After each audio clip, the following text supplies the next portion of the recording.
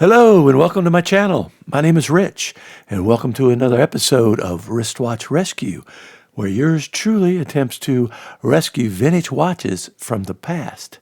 Now today on my bench I've got this tiny little Tudor ladies watch. You can see I put a dime up on the cushion. You can see how small this thing is. So it's going to be quite an adventure to take this thing apart and get it going again. Now, for those of you who don't know, Tudor actually is owned by Rolex. They actually started them back in 1926. And many of the same movements that they use in their Rolex watches, they put into Tudor watches.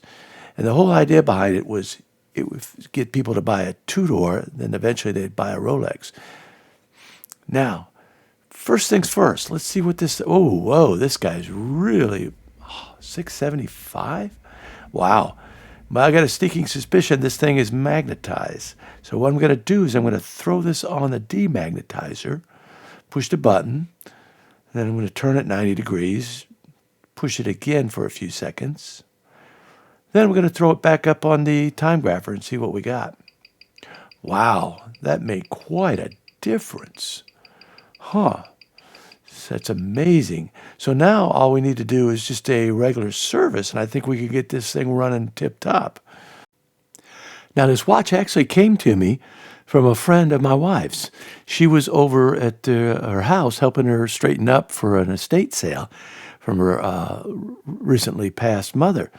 And it turns out she was going to put this up in the estate sale, and my wife got to asking her about it because she knows I'm into watches, right? So the woman proceeded to tell her the story. Evidently, her mother was a ballerina back in the 1950s in the New York Ballet. Her then boyfriend, or soon-to-be husband, wanted to impress her. So he went to Tiffany's in New York and bought her a watch. Well, he really wanted a Rolex, but when he got in there, he couldn't afford it, like most of us. So he ended up buying the Tudor. Now, if you look at it, it's identical to the Rolex version of this. They're both ETA movements, the 2411.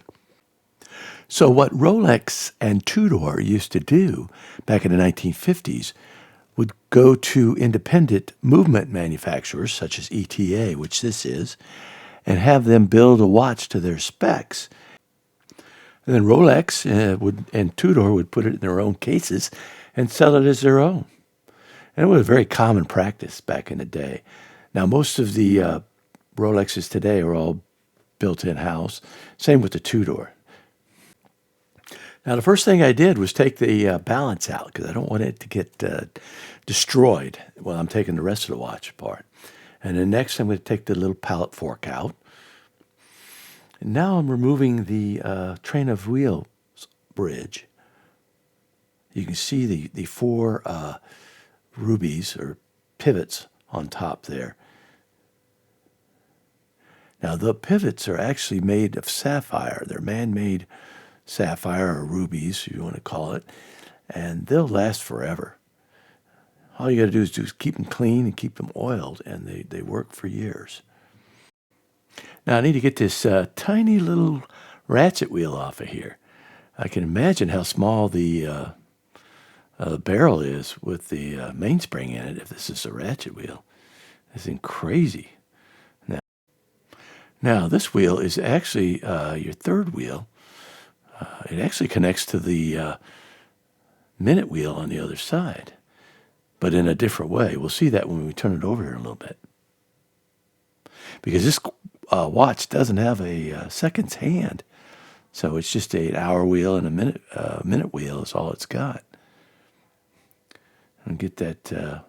Next, I'm going to get the little click off of there. A little bit different looking click than most of the watches. I think I kind of like the way it's laid out. Now here's your crown wheel.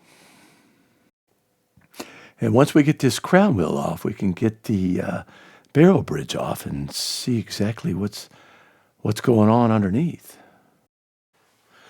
Now there's a couple of screws on the barrel bridge, and that thing just pop right off, and we can get a really good look at what's going on underneath. Of course, yes. There we go. No surprises so far. Now I can get that other wheel out of there.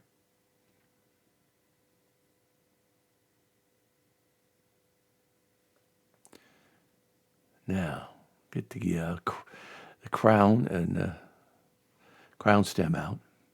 I'll flip it over. Now, this is what's interesting to me. Here I went and used my cannon pinion remover tool, which was a little bit of overkill, because this cannon pinion actually has a wheel attached, friction fit to it. But I didn't realize that till after I pulled it off. So I'm going to have to put those two back together. But that's actually the minute wheel attaches to the bottom of the cannon pinion on this. You can see as I pull it out. Didn't damage it, doesn't look like. So we should be in good shape. Now I'm taking the keyless works apart. Now, a lot of people ask me, why do you call it a keyless works? Well, back in the day, pocket watches used to use a key to wind and set the movements. Well, when the wristwatches came along, it wasn't practical to use a key. So they call it the keyless works. So basically the key is the stem with the crown on it. It's always there. Now, let's take a look at this mainspring barrel and see if it's in any decent shape. Yeah, nice and easy. Oh, little quick pop. Yeah, it looks brand new, to tell you the truth. It is a newer mainspring. It's not an older circular mainspring. It's the S shape. As you can see, I had to take it all out and still couldn't get that barrel arbor out of there. There we go. Now, here's all the parts all laid out. Tiny little things. There again, I put that dime in there so you can get an idea of the scale. But that's everything that makes that watch work. Quite a unique design. And of course, like always, I'm going to put them in these little baskets. And then we're going to put them on the bigger baskets. And then put them in the cleaning machine. Now, the nice thing about those tinier little baskets, they keep the smaller parts from bouncing around too much. And then out to the garage, put them in the L&R machine for about 10 minutes on each cycle. Go through a wash and 2 rinses. And then put it in the last hole over there on the right, where it will blow dry it. There's a heating coil in there. Now, this movement uses a KIF anti-shock spring there on top of that jewel. And there's a special little tool to help you get it out of that, the jewels out of that spring.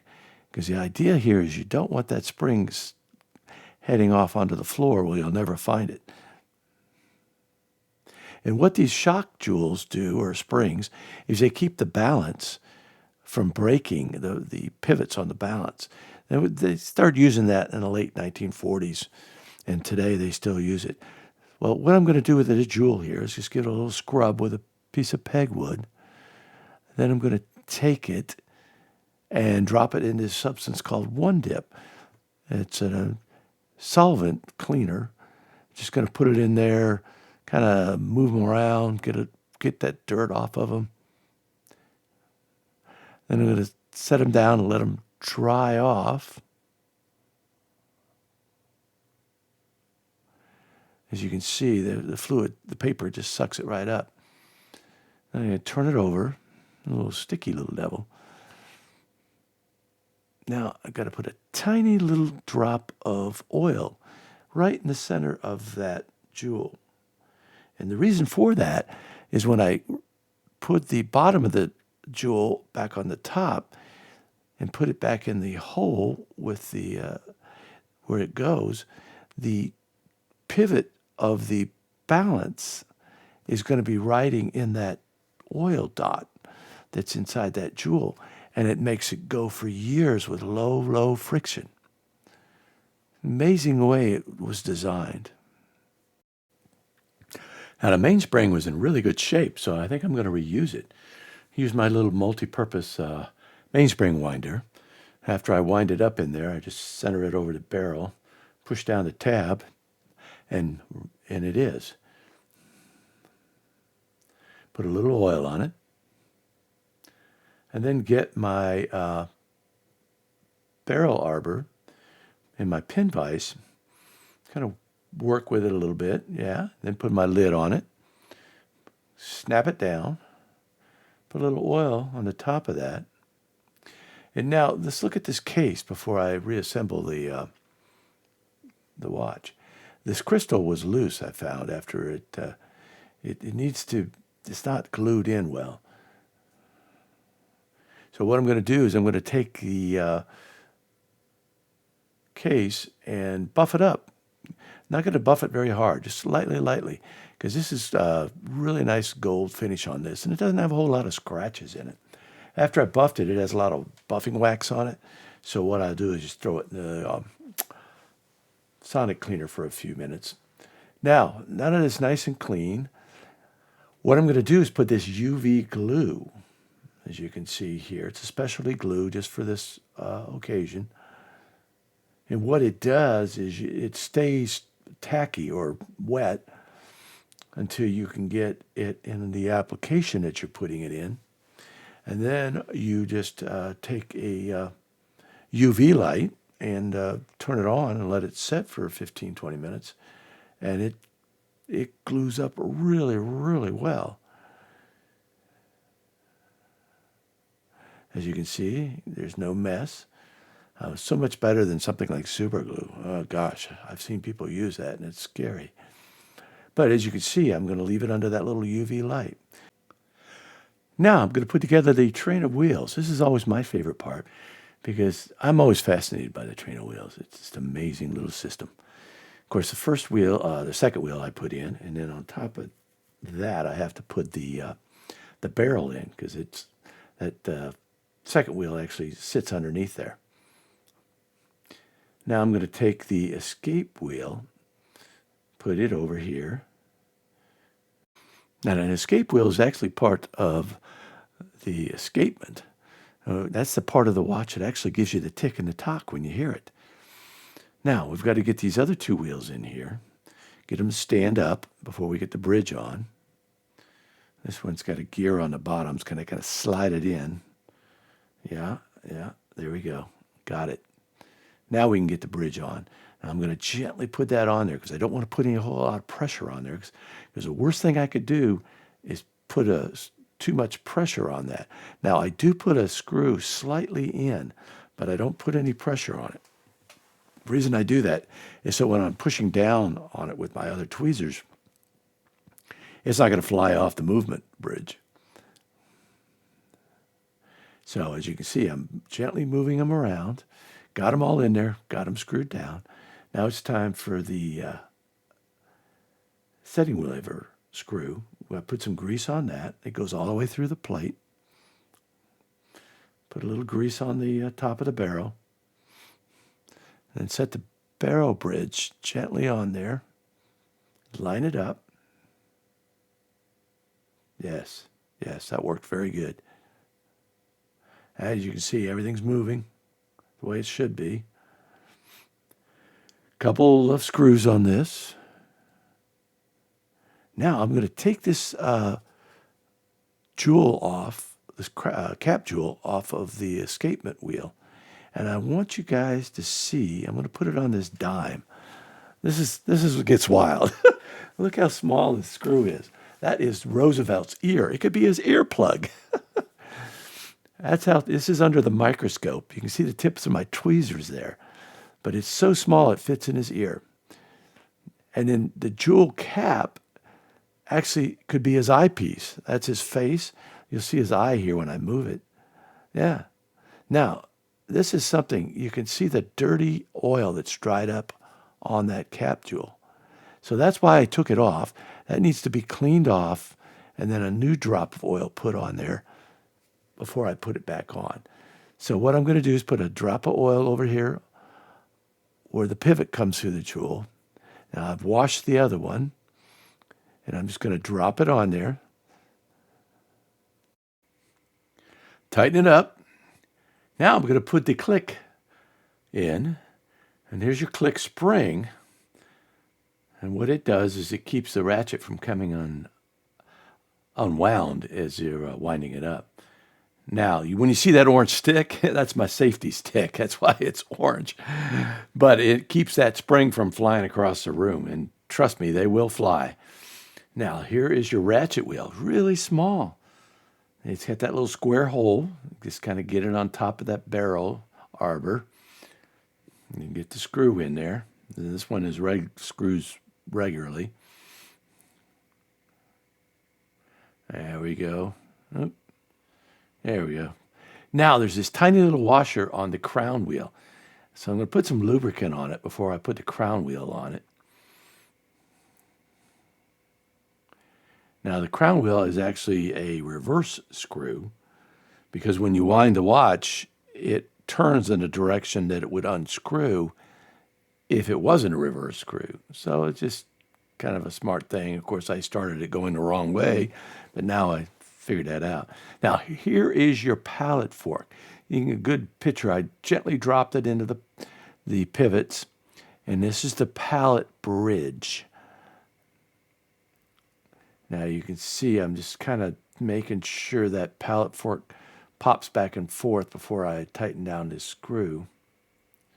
Now, I don't go all the way. Yeah, there we go. It's still loose. Check it and then tighten it up. Now I'm putting a wind in the ratchet. You can actually wind a watch up with that screw on top of the ratchet. And now it's all working. I'm just going to put a little tightener on it. Now, back on the other side of the watch, the key this works. This is a sliding pinion. I'm going to put it in first, put some grease on it. That's that blue grease. It's the heavier grease. It'll protect those metal parts from wearing down as you wind a watch, because that's probably the most abrasive part of a watch movement is the winding stems and the sliding pinion. Now I'll put a little 90-10, really light lubricant, on the minute wheel peg and on the pinion right here. There we go. Now I'm going to kind of jump back and then just kind of slide that clutch in there. This is your intermediate wheel. Put that in there.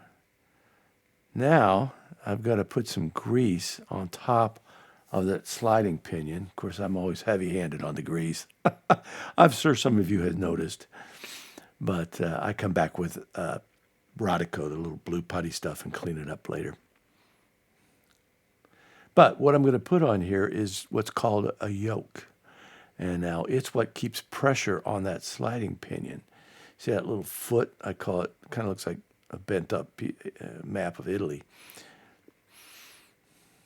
And it's going to go down in that peg hole there.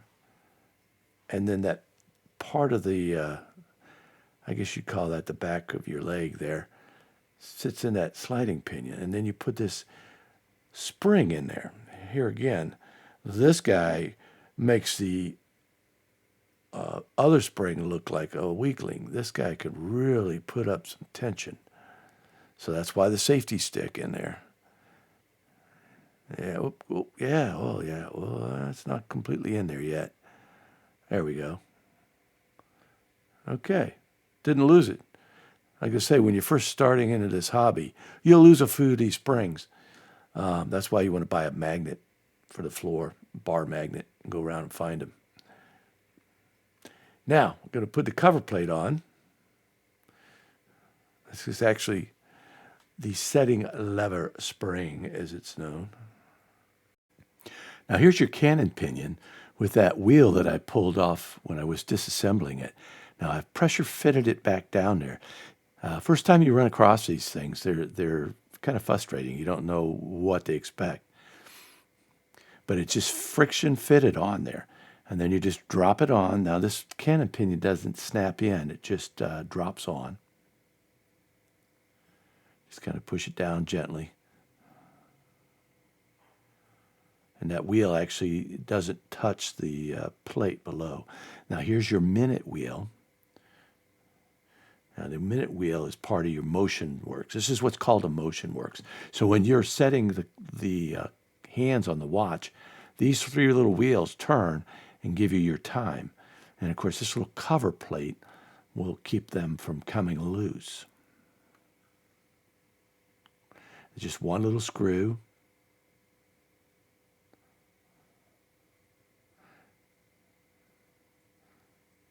Nice and easy. Now with that finished up, it's time for the moment of truth. Time to put the balance wheel on. See if this guy is going to run. You work all this way, and then you hope and pray that it's going to fire up. And we'll see here real shortly. Just get it into pivots, Rich. There you go. Oh, there we go. I love it. One of the best moments in watchmaking is when the heart starts beating again. Incredible moment. Now I just need to put the balance bridge screw in there, and we're done with this.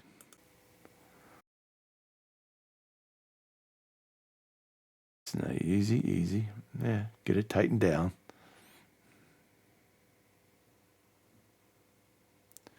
Now, a lot of times it'll stop when you do that, so just give it a little kickstart, and there we go.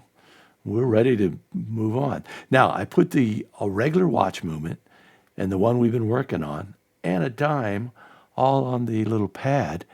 And so you can see how tiny this movement we've been working on really is.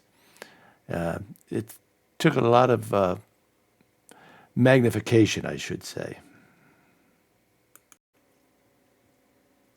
Now, this is the hour wheel, and it's a combination hour wheel slash dial washer, all in one.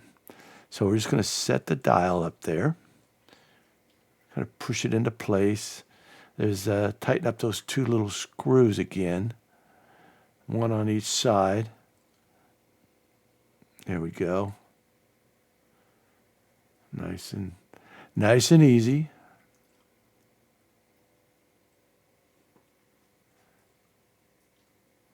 Now I'm going to put it, this movement actually sits in the back of the case.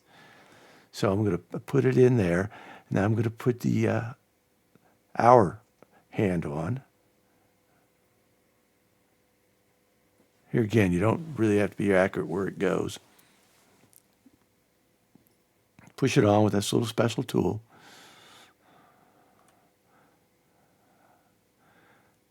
Run it around to 12 o'clock.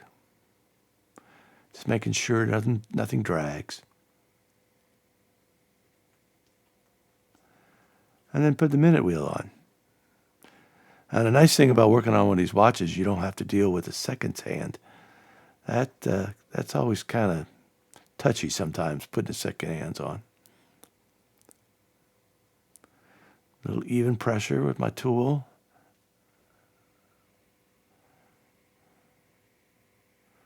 There we go. Clears. Nice. Okay, now back to the time grapher. Look at that. Plus 3 seconds, 202 amplitude, beat error under 1.9. Now let's just put this back in the case.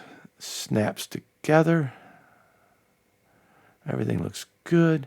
I'm going to put a spaghetti strap on this, as you can see.